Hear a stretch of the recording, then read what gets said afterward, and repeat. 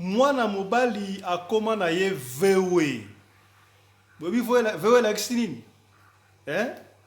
akoma na ba benga ngoni pede aza kutu hermaphrodite te webi ma hermaphrodite la nini bato bazaka na dead sex benga ngo ba hermaphrodite aza kutu bongo te mais depuis 1985 ndekolobi ya na biso akoma na ye pd ezalaki indépendamment ya volonté na ye eloko nini lekaki bokolanda kaka na émission ya lelo ndeko nakobetela lisolo okoyoka ndenge ndeko ala koba pd ti lelo atikala libela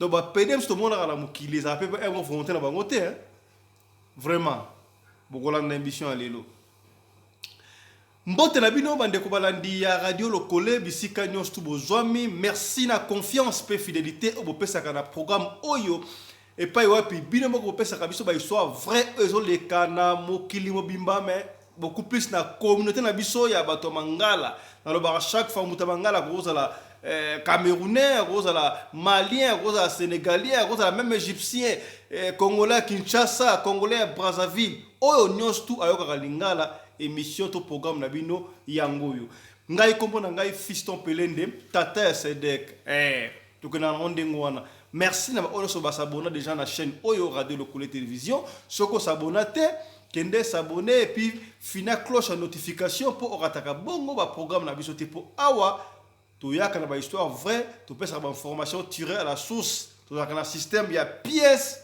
contre pièce bandeko ya mona bete na bino lisolo ya ndeko oyo commerce ya koma PD na volonté na yete na ligne to pesa quelques informations to parcourir parce que awa to pesa ka nyos to beta ka ba solo to pesa ka information to tali saka ba kamundenge to leka na mboka na biso na uti koloba la so bandera ngo mikolo chaque fois festimas ezali nini ezali festival international au sala babongo na Masimanimba et donc festival de Masimanimba bana Masimanimba to territoire Masimanimba na province ya Kwilu et koksi bongo 100 ans centenaire ya Masimanimba alors ba ressortissant ya Masimanimba ba bino ba to fanda boité tika to sala moi quelque chose to promouvoir territoire na biso 100 ans après qu'est-ce que Masimanimba est devenu yango ba bino mbalo to telemi pona Masimanimba première édition il y a Festimas Festival international de Masimanimba donc beaucoup de monde va ressortir Masimanimba partout au monde entier ba ya boye ba kate bo lagi yandi monsa akufa Afrique na Afrique du Sud akufa te il est vivant yandi monsi ressortissant ya Masimanimba à cause d'un festival wana kana mingi te bon na sport na e ko banule kana ba chaîne na biso pe na ba chaîne mususu ya monde entier alors mercredi passé oyo équipe moko ya ba confrère na biso ba concert ya presse de Kinshasa bazalaki na Masimanimba Masimanimba pona comme ça la conférence de presse ko bana déjà ba pré-présentation ya festival wana ko sala ba bongo du 6 au 9 juillet année oyo na Masimanimba to na nanu synthèse to résumé to interview oyo ba confrère na biso akordaki ba organisateur ya festival wana depuis Masimanimba voilà yangoyo ça s'est passé comme ça excusez-moi voilà il y a une conférence de presse qu'est-ce qui s'est passé et puis nous allons revenir suivez un peu ça qui a été le résumé de la conférence de presse wana voilà la tenue dans le tout prochain jour de la toute première édition du Festival international de Masimanimba.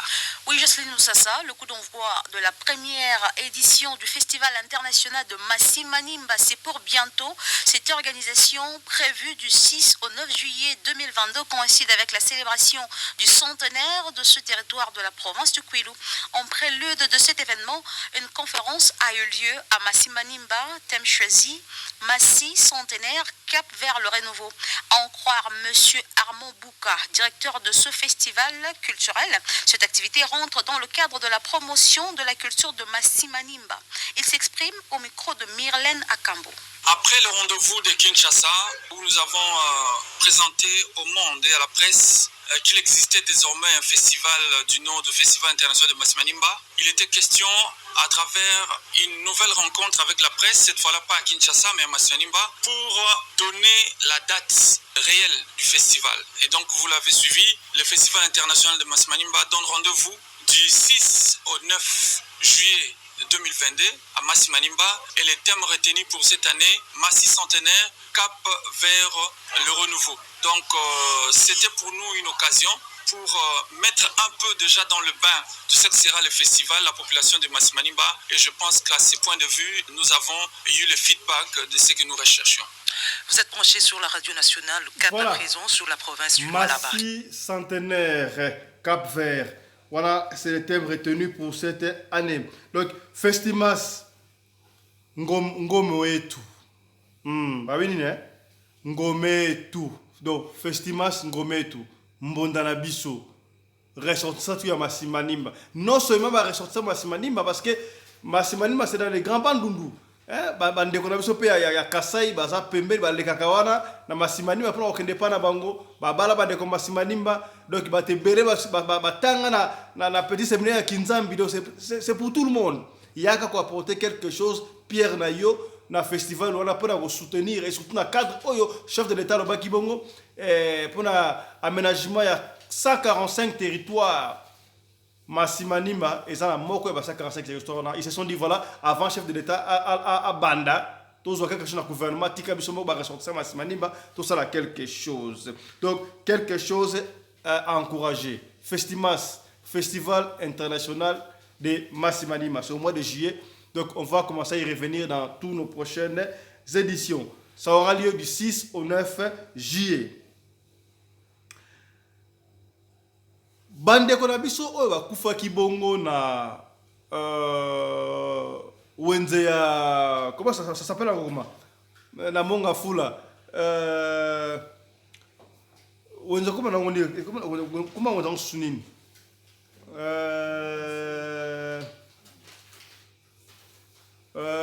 bon en fait wenze na Monga Fula ça va venir wenze ngo Kimi Kombo ça va venir oyo ba pylône ekoyaki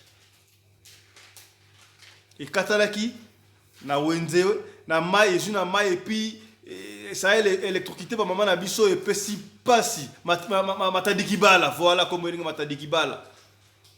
Mais c'est comme si bandeko bazo koyoka kaka te. Gouvernement il faut sa responsabilité pour la kobongisa ko aménager ko mama to ba papa bisika ya koteka. En principe esika ba ligne haute tension wana eleka Batu bako salon te aux alentours il y a 25 mètres par 25 mètres de bako salon te. Et puis c'est pas, c'est comme si les gens ne comprennent pas. Na côté la nos vidéo moko ya na côté nos vidéo tala comment ça va expliquer ba danger oyo ezalaka soki mutavandi azana 25 km aux alentours il y a pylône voilà, suivez un peu ça. Couvre un vaste territoire. Vous avez peut-être remarqué que sous certaines lignes nous dégageons un corridor que l'on appelle emprise, où il n'y a ni bâtiment, ni arbre à proximité des fils. Vous êtes-vous déjà demandé pourquoi? Eh bien, c'est à la fois pour votre sécurité et pour vous assurer un service fiable. Laissez-nous vous expliquer. Commençons par ce que tout le monde connaît. Les fils électriques à l'intérieur d'une maison, qui sont à une tension de 120 ou 240 volts. Parce que ces fils sont recouverts d'une gaine isolante, on peut y toucher sans subir un choc. Par contre, certains fils conducteurs à l'extérieur des maisons n'ont pas de gaine isolante. C'est le cas pour ceux des lignes de distribution dont la tension peut atteindre 34 000 volts ou 34 kV pour kilovolts. Il n'y a pas de gaine isolante non plus autour des lignes de transport dont la tension peut aller jusqu'à 765 000 volts. C'est 6 000 fois plus que les fils de votre maison. Aussi, pour éviter que la végétation ne s'approche trop des fils, Hydro-Québec doit s'assurer que toute l'emprise soit dégagée. La construction d'une ligne aérienne est la solution généralement la plus économique et celle qui est la plus avantageuse du point de vue technique. On compte sur l'air ambiant pour isoler ces fils. Mais pour assurer l'isolation, il faut maintenir en tout temps une distance minimale entre les fils et tout ce qui les entoure. Voici un exemple. Un arbre pousse sous une ligne de transport et avec le temps s'approche trop près des fils. Même si l'arbre ne touche pas le fil, cela peut provoquer un arc électrique. Cet arc électrique peut entraîner une panne, déclencher un incendie ou même provoquer des blessures graves. Pour la sécurité de tous, rien ne doit s'approcher de ces fils électriques. Ni vous, ni vos outils, ni une partie d'un arbre pendant des travaux d'élagage ou d'abattage. Il existe plusieurs types de lignes. Les lignes de distribution sillonnent nos quartiers. Les fils au sommet de leurs poteaux n'ont pas de gaine isolante et peuvent atteindre une tension de 34 000 volts. La distance minimale à respecter autour de ces fils lors des travaux est de 3 mètres. C'est-à-dire que rien ne doit s'approcher à moins de 3 mètres de ces fils. Voilà. Je crois que explication ba danger oyo ezali pona ba ligne wana haute tension ba singa de lekaka ndenge komi. Mais c'est comme si bande ko na biso vraiment bazoko yoka te. Ba autorité ba yibima kam o tala par exemple o. Là nous sommes à Kinshasa, je ne sais pas si à Kinshasa mais où mais tala pena ba tonginda kuna C. Ya ba câble haute tension. O moko yango katanaki. Tala pena tabino moko boye pena. Boye pena tabino motala soke leko salami bokoloba nini tala ut oyo na yedo soki wapi ndeko na mati likolo oyo sa tension te mazoko bongisa ayebite risque ni ya liwana même de femmes hein ba image ba tindeli biso même de femmes bazoko tenter ko simba ko bongisa pona ko zwa et oza couvrir yiba to ya ndenga solo. Voilà, les gens n'ont même pas peur, hein. Mais c'est soulagé à coup tout cas là. Paiement à courant. Au ce monde, bazo banga ta risque wana. Ndeko, na kotelo image otala. Voilà. Oyo za ba haute tension ngoyo. Omoni? Ba tongi haute tension leki na CLMT wana za wenze to sa ni leki wana. Au ce monde, hein. Eza passe. Tangu tozolela nanu bandeko na biso ya matadikibala bandeko nzoka wenze msusu ezalaka na commune ya Nsele eza na même ka wana toki ka oyo eleki na matadikibala bandeko na biso bakufi oyo gouvernement baki eza pratiquement 26 personnes mais tout le monde eza plus de 80 personnes bakufi et puis si passe mpona le pire est arrivé te toza solution mpona bandeko na biso oyo baza bongo na commune ya Nsele. Suivez un peu le marché où il y a combien d'enseignes, comment ça se passe et puis on va revenir. Suivez cet élément. Et ça, l'élément, il y a quelle boule. Awa, tozali na commune Nsele, précisément dans le quartier Givel. Il y a pas si ezali que population bozali komona batonga déjà bandaku awa na se ya ligne ya très haute tension s'il vous plaît. Ba bosani kezali zone moko réservée uniquement pour na SNEL. Mais batonga bandaku botala. Na ba wenze, c'est l'homme information toujours sur place. Awa kaka mbule ebeta te. Soko meki kosimba batol oyo, kolenga déjà bandi c'est-à-dire batu déjà kolenga likolo ya batol oyo. Na micro quel boule mag, moko ya ba maman oya te kaka awa a communiquer boye. Bon, biso to teka na se ya wenze e awa. Mais soko vando simbi tol ko kapedo zo lenga. Makasi pezo zo lengsa makasi ngamo ko se lengsa mbala lengsa. So vandi na se ozoyoka motema moto. Mena makanisa na mona ki ke fo wenjo elongwe siko po ezo baluke sika mususu ko ezo déranger pe. Ngala moni poto wana se apiloni ya mwana ezo lengisa ka bo. Monsieur Roger Koulou, chef ya délégation, père responsable ya communication interne ya SNEL, a sensibilisé ba maman pour na risque o bazo courir awa surtout dans les cambetali wenze site o ezali uniquement SNEL. Joga communication na ye. Le long de la ligne ezali occupé de manière anarchique. Or na ndenge mibeko esengi na tango batongi ligne ya haute tension lokola oyo très haute tension d'ailleurs esengeli bandaku to biloko nyonso bakotonga ezala au moins na 25 mètres metala wenze mobimba bamama balekisaka banda tongo 8h ti 18h bazoteka bamususu baza na bazemi hein? Vous imaginez courant eza bamususu baza kolenga chaque jour soki basimbi na batol eza kolengisa bango.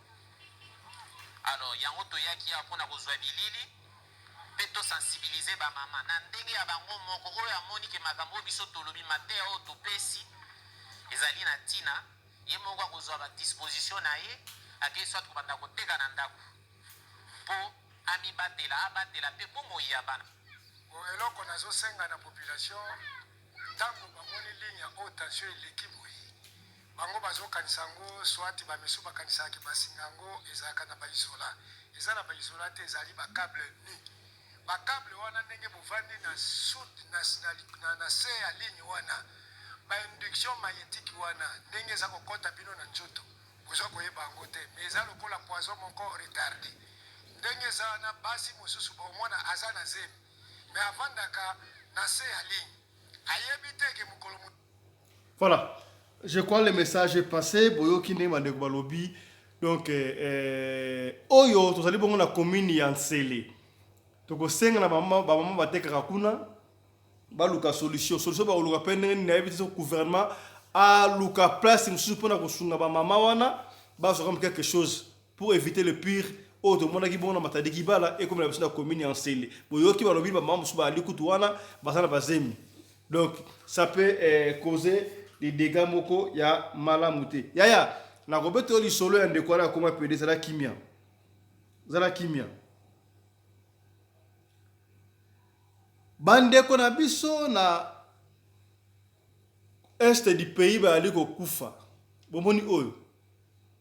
Plus de 50 Congolais bakufi côté est mais to monite esika wapi ba autorité ya mboka balobi makambo tala tango bazo kunda bandeko na biso boye dans nos compétitions ensemble mais n'avez gouvernement vandinien au moment où je vous parle armée burundaise et ça dit côté à sud Kivu ali ko bunda soit disant bato na ba rebelle oya bango na mboka na biso. Vous vous rappelez de ce qui s'est passé dans l'histoire oyo ya Rwanda na Uganda babunda la Kisangani et Sikaboye et komi Burundi et pesi pasi bandeko et pesi pasi. Là vous nous poussez à regretter Mobutu. Est-ce que ça va promesse au Mobutu après ça après moi ma tête vous coûtera très cher. C'est le déluge. Est-ce que le pays le Burundi pena et bunda na kati mabele ya Congo et le gouvernement ne parle même pas. Ah tu roba kama kambia solo to kota politique te me expliquera ça fait mal et ça pour mboka na biso faut to roba ka to robite muta ko robela biso azate. Et puis si passe. Jeune garçon au babomi na Brésil. Babomi de ko na biso na Brésil. Akana entre 21 ou 25 ans. Babomi e pona nini po akima azalaki na territoire oyo guerre salama oyo akima awa a se retrouvé na Brésil réfugié ce qui mboga la gibia ngoza réfugié te babomi jeune garçon na pona nini boyebi ka de somme da comme banda mboka aluka mo moyen de vivre soutien ya bana côté ka mikate na Brésil mikate ngo pe ya yete a osa la muta te ka mikate pona réclamer salaire na indeko patron na yeto boss atindi bato ba beta ko beta ali l'équipe ta ali bazo ko beta ndeko na biso congolais ti akufi et pesi pasi mais to yokite gouvernement robeli ngote yaya tala image oyo leo la sape na courage osala émission makasité mais il fallait to le kakaka tala image oyo pesa somo to ko bano kimi sango pour la case ba régulation ya YouTube bozomona bozomona ndeko beta ndeko na biso tala pena tala tande bazo beta ndeko tala akufi. Moïse est la troisième victime de tabassage en moins d'un mois dans cette banlieue. Donc wana ndeko na biso congolais la troisième personne au babomi. Ouais, la troisième congolais au babomi. Na Brésil et pesi pasi yaya. Là donc sur image en otala. Otala babeti mutu pona nini po azo réclamer salaire na ye eza pasi pe mawa tala suya tala image Ce soir-là, Moïse Kabagambe, tala Moïse wa ati rouge qui vend des beignets sur une plage de Rio, espère empocher les 2 jours de salaire impayés qu'il a réclamé à son patron, le gérant du kiosque. Mais plusieurs hommes ont déboulé pour le frapper. Une caméra de surveillance filme le drame. tala wa wazo bambe so liboka soki nini na ebite soki nini